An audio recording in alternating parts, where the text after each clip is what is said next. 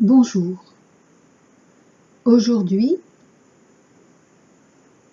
15 septembre 2022, je vous présente l'audio FJ 2022 numéro 16 sur le thème de la Réunion, chapitre numéro 20, les vrais vases communicants des faux miroirs du couple âme unique. Nous sommes encore dans l'énergie de la puissante, très puissante, pleine lune des 5 au 18 septembre 2022, avec mise en exergue du 8 au 15 de notre relation de couple au sein du collectif Flamme Jumelle en tant que vase communicant. Je vais juste faire une toute petite remarque sur cette pleine lune, car je ne vais pas redire ce qui a déjà été dit, mais simplement que cette pleine lune, donc récolte en tant que pleine lune, en outre dans le mois de septembre, récolte de l'année en cours, en outre septembre 2022, de cette année 2022 si capitale, puisque c'est la dernière année de rattrapage, ainsi que je l'ai dit et répété à maintes reprises, dernière année de rattrapage pour être qui l'on est vraiment. La première année de rattrapage ayant commencé avec le ministère de celui qui a été appelé Jésus en Christ. Et j'ai eu comme info toute récente que non seulement cette pleine lune, comme ce mois de septembre, sont la récolte de cette année 2022, mais également de notre vie entière, de cette vie présente, mais également de toutes nos vies passées. J'en reparlerai certainement. Donc, je reprends.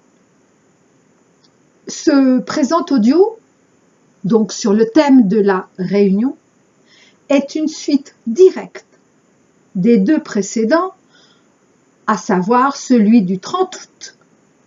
Du 30 août, 18e chapitre, le deuil de la relation avec notre autre avant le nouveau départ, et celui du 3 septembre, 19e chapitre, se dévoile l'amour vrai derrière l'ombre de nos deux personnalités, mais aussi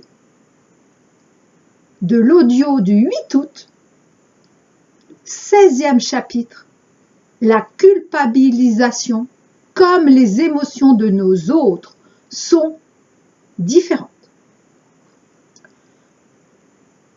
Aujourd'hui, je vais surtout axer mon témoignage uniquement sur les couples âme unique, c'est-à-dire unissant leurs deux moitiés d'âme, en train d'unir leurs deux moitiés d'âme, ou encore les couples flamme unique, ainsi que je n'appelle plus les couples flammes jumelles. Donc, flamme unique est plus juste que flamme jumelle. En outre, ça va être de plus en plus juste âme unique.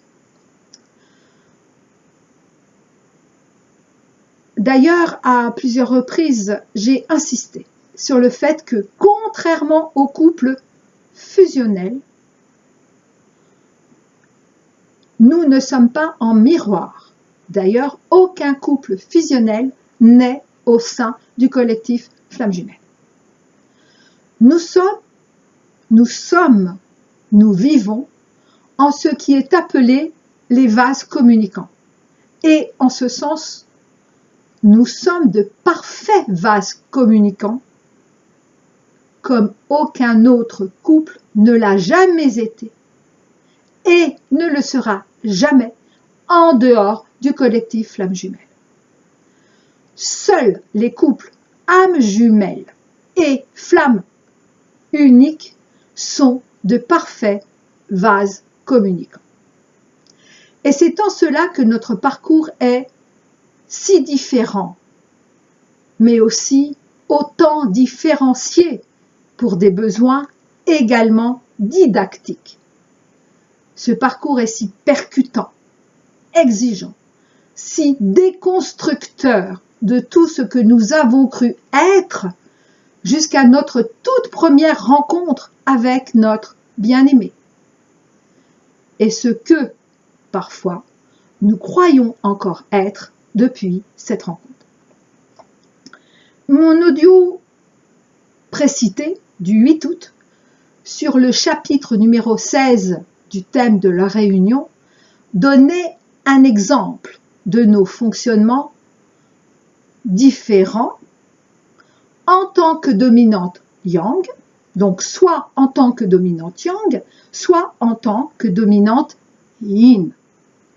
Pour faire très très simpliste, la dominante yin, que je ne suis pas, fonctionne, résonne dans le sens de raisonnement et résonne dans le sens de résonance en globalité, contrairement à la dominante yang qui met l'accent sur tel ou tel détail. Détail important, certes, et qui nous permet cette capacité de conscientiser aussi aisément.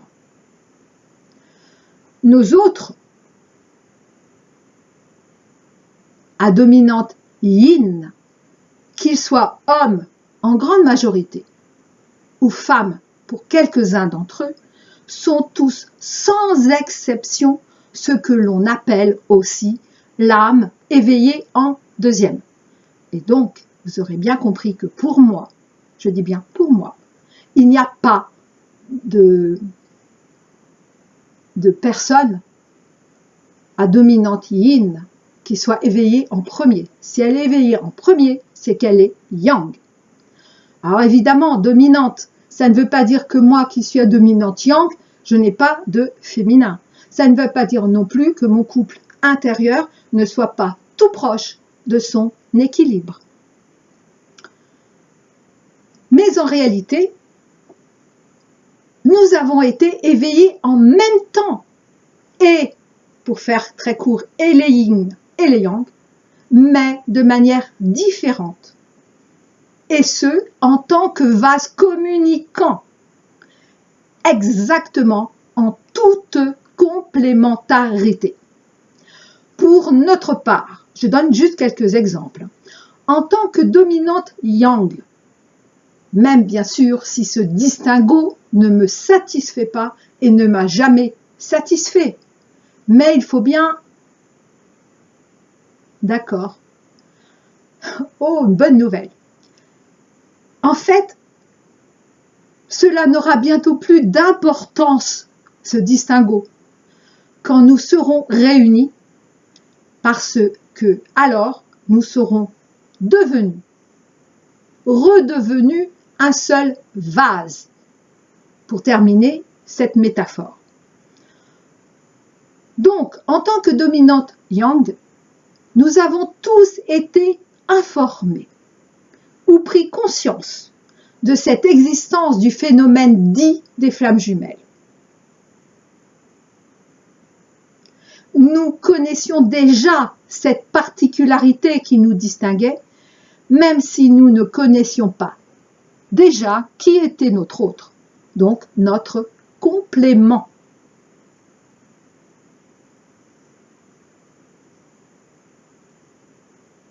Et c'est vrai aussi pour les âmes jumelles, mais dans une moindre mesure que pour les flammes uniques. Mais, encore une fois, cela aura-t-il encore longtemps du sens de faire cette nuance? Car même un petit bout de l'infini n'est-il pas également infini?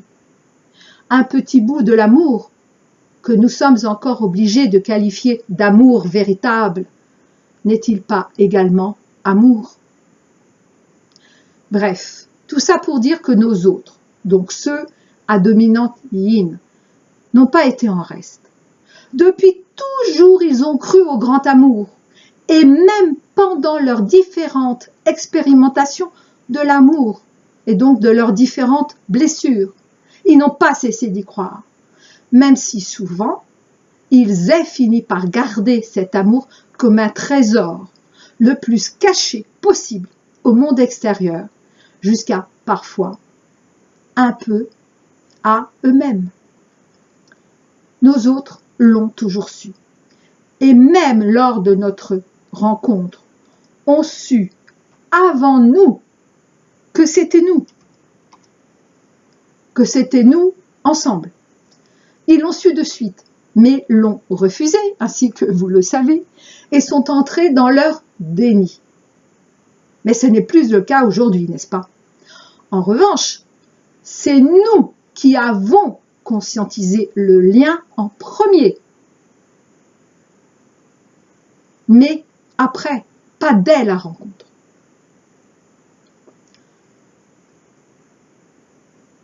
Et ainsi que nous le vivons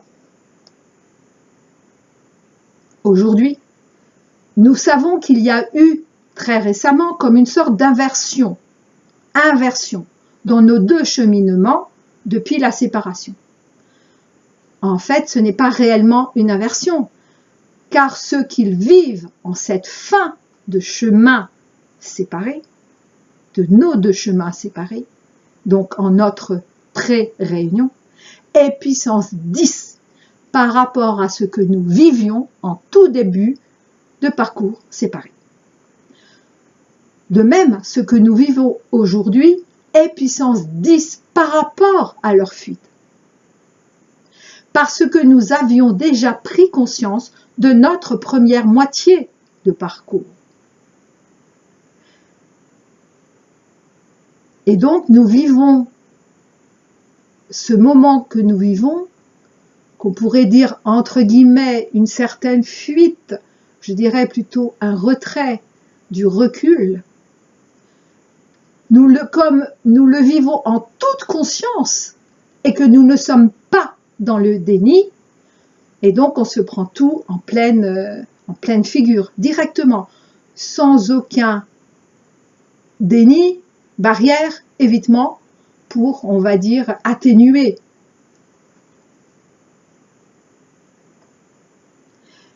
Et c'est parce que, enfin, et en résonance totale, en vase communicant, et c'est donc parce qu'enfin ils ont commencé à conscientiser à leur tour qu'aujourd'hui ils vivent beaucoup plus douloureusement que nous ce que nous avons déjà vécu. Parce que nous, également, c'est une autre raison, mais il y en a plusieurs, il y en a d'autres. Nous avons grande facilité pour conscientiser. À partir du moment où nous faisons ce choix, évidemment. Ça ne veut pas dire qu'on n'est jamais dans le déni, bien sûr, mais nous n'y restons jamais longtemps, contrairement à eux, en toute leur vie jusqu'à notre rencontre.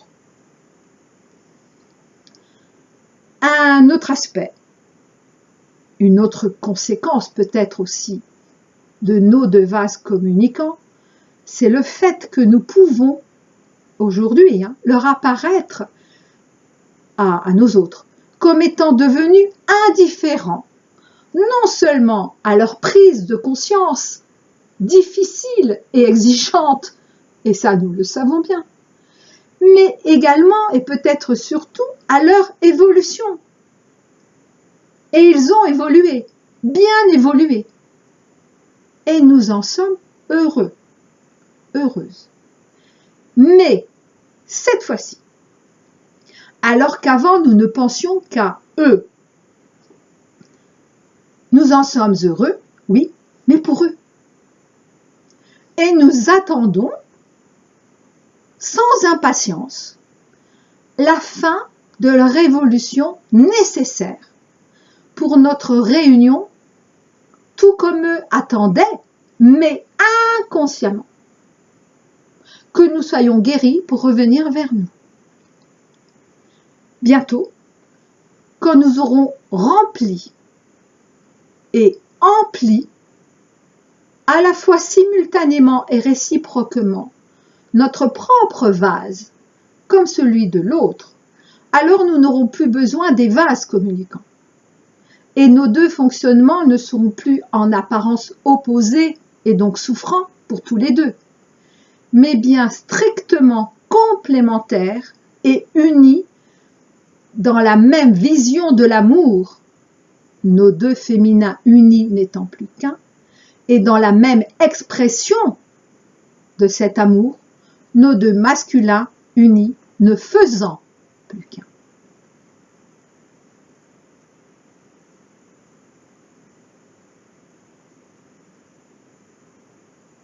Et donc nos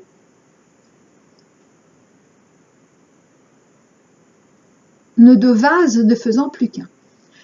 C'est pourquoi il est si important que nous, les dominantes yang, ayons achevé en premier notre deuil de notre ancienne relation avec notre autre, telle qu'elle était avant la séparation.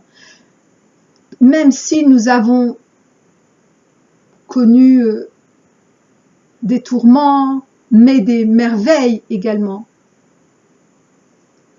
pendant cette relation qui nous a permis de conscientiser que c'était bien notre autre, etc. Je ne vais pas refaire toute l'histoire. Donc c'est vraiment important. Et de toute façon, ça ne pouvait aller que dans ce sens.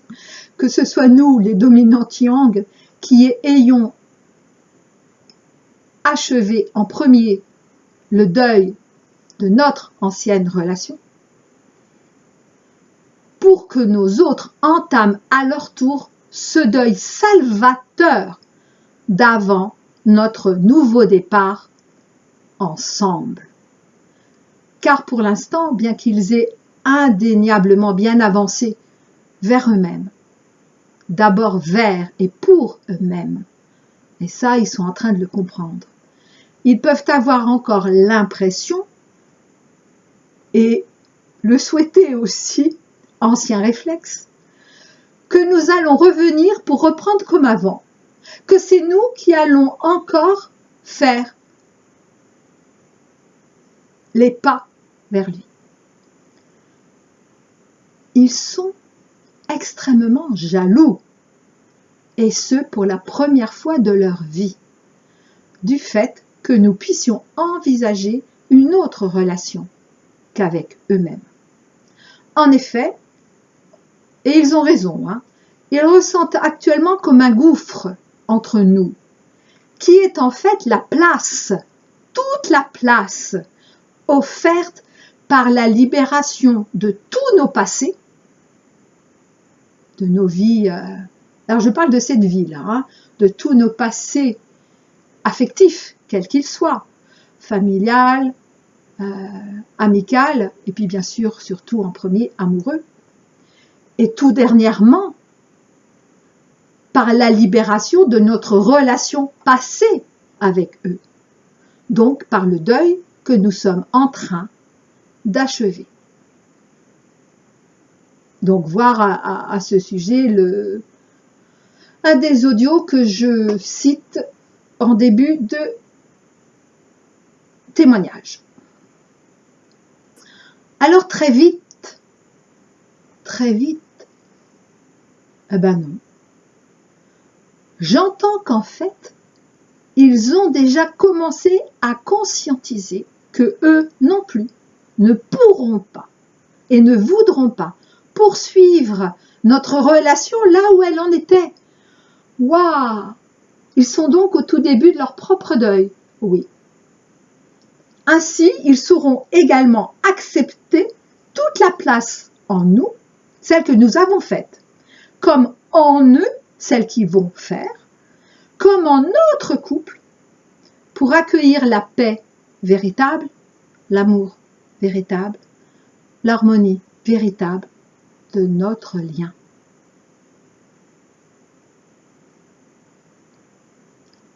Je pensais finir là, mais il m'est demandé d'ajouter une petite chose, une petite dernière chose. Enfin, pas si petite pour nous hier, donc avant, et de plus en plus importante aujourd'hui pour nos autres. La notion de temporalité. Cette notion du temps si importante pour nous autrefois. Et je dis autrefois parce que oui, j'ai l'impression d'avoir réglé cela depuis bien longtemps, alors que c'est pas si lointain que ça dans le linéaire.